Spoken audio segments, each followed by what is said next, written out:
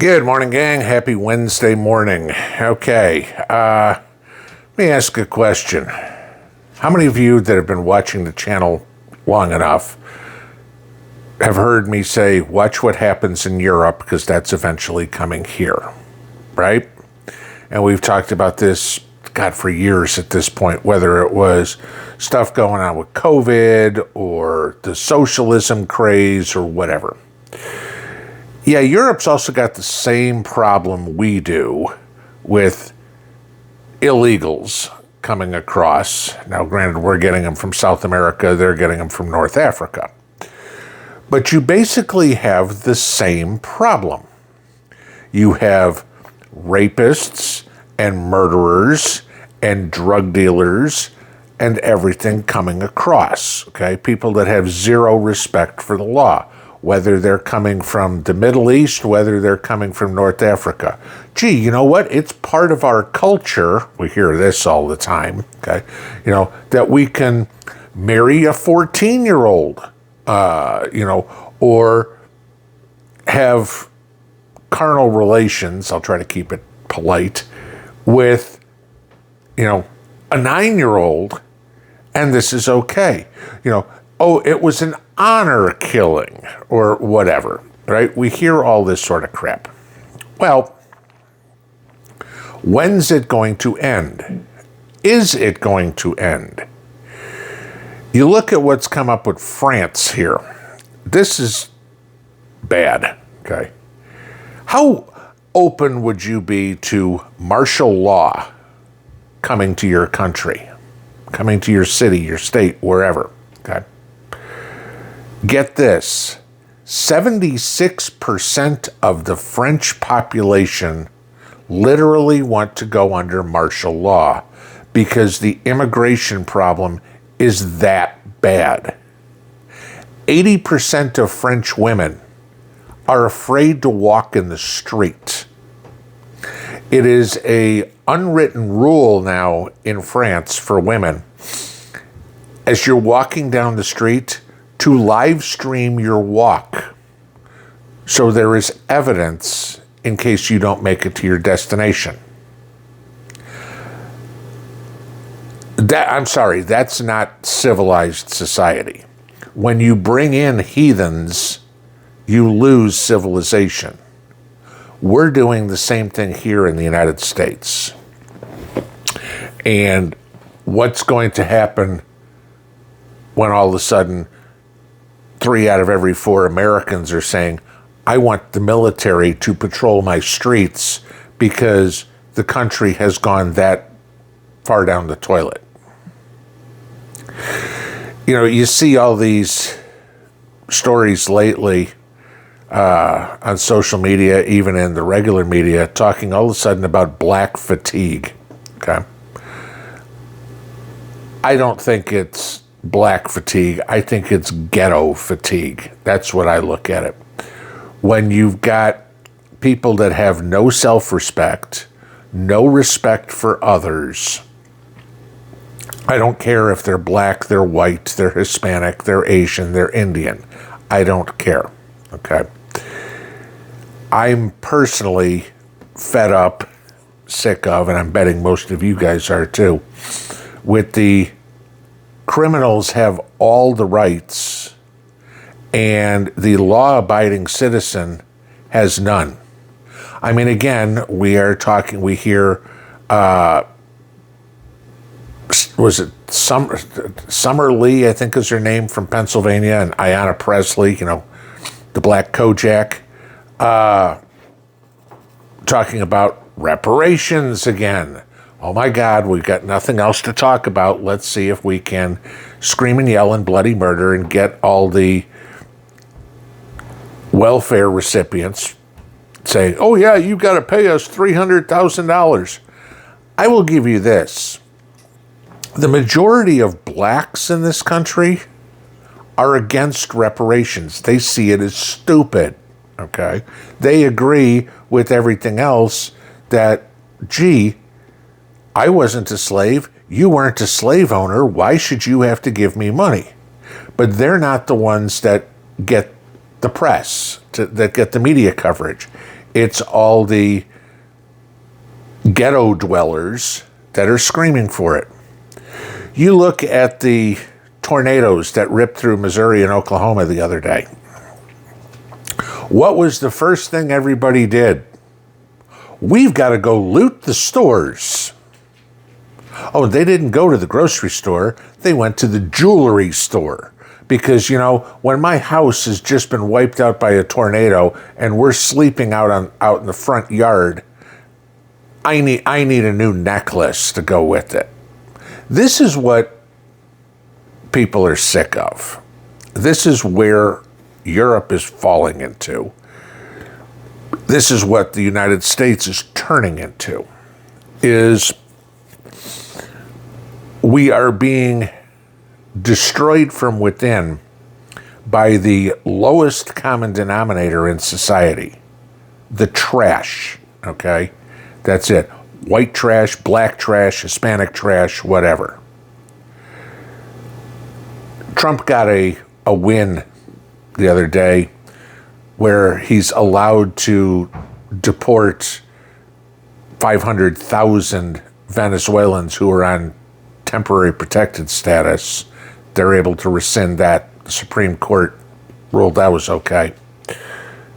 Of course, the only Supreme Court justice who was against it was the DEI hire, the one who's not qualified to be a public defender in Ottumwa, Iowa, because she doesn't know squat about the law. But, hey, that would be a Joe Biden appointment, to go figure. But I want you to think about this. What happens if we fall the way France is? I mean, would you support martial law in your town where there's a curfew? You're not allowed to be out on the streets after dark, or, you are not allowed off your property between, say, 6 a.m. or between 8 p.m. and 6 a.m., right? That's what this crime is doing to Europe. In our cities, we have problems such as this. It hasn't gotten much out in the burbs, certainly out in the rural areas. But what do we do when the gangs take over? I mean, again, we go look at Germany. Germany's got cities that have been completely taken over by immigrants. You look at Great Britain. Great Britain's got parts of London the cops won't go into because it's too dangerous. Okay. Because it's been overrun with the scourge of society, of humanity. I don't even know if you can call it humanity because these animals aren't human. Okay. They're just animals. I mean, no morals, no respect, no nothing. And yet, we still see every day the Democrat caucus in Congress screaming, we have to give them due process. They've got to be heard, everything like that. No. Not when we have more and more and more murders, rapes, assaults, robberies, whatever. Again, you look at the logic, and what was it, George Floyd, the guy who put a gun to a pregnant woman's belly and who was so hopped up on fentanyl when he died, his family got $27 million in a settlement. But Ashley Babbitt, who was a military veteran, no criminal record, and was killed for no reason by a cop in D.C., she got $5 million. Her family got $5 million. And who are the Democrats pissed about getting a settlement? That would be the law-abiding citizen. Hey, we've got to reward the criminals. This is where it's going, guys. And I say all this because people poo-poo what we do for our security. Oh, you don't need to worry about that. It's not that bad. Until it is. Many of you on the channel here are old enough to remember the 60s, the 70s, the 80s, the 90s. I mean, New York, you had the bad old days, as they are called, right? And then, of course, Giuliani came in and completely cleaned up New York until de Blasio came in and completely screwed it up.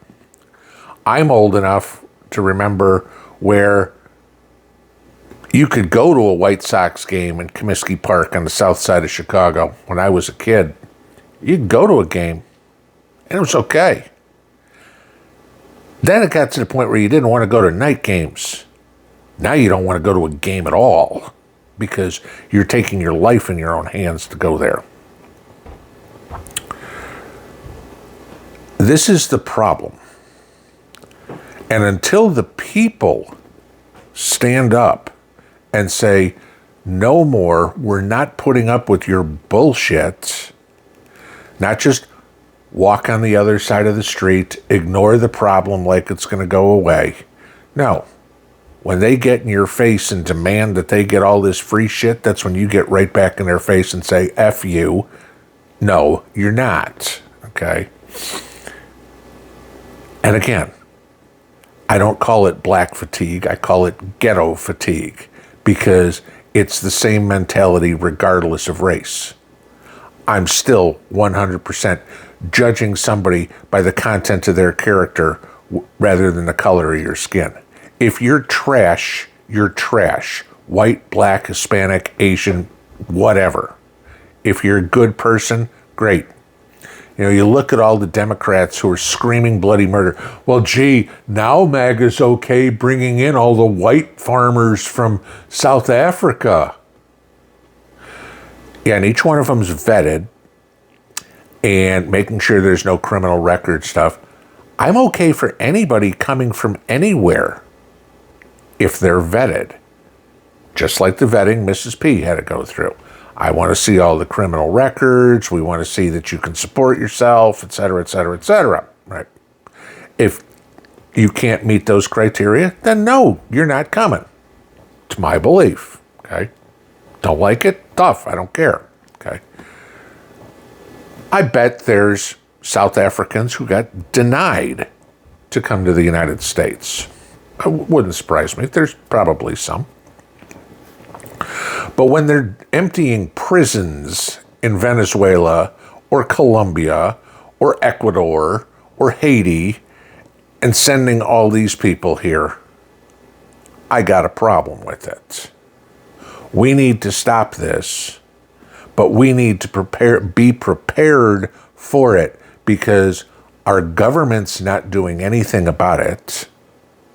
Oh, gee, we've deported X amount of thousands of people. At the rate we're going right now, your great-great-great-great-great-great-great-great-grandkids will still have all these illegals here because, I mean, the couple of hundred a day that we're tossing, I need to start seeing, yeah, and we had 20 C-130s fly out packed to the gills with illegals to dump them somewhere.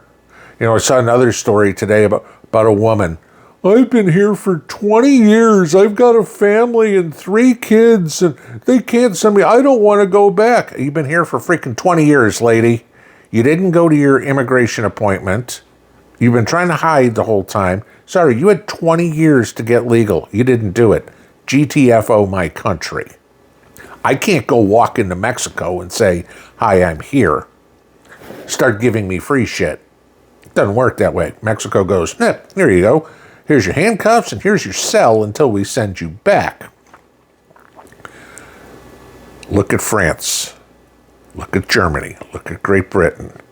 When the people are scared to walk in their own country, you've lost the country. We can't let that happen here. Pinball out.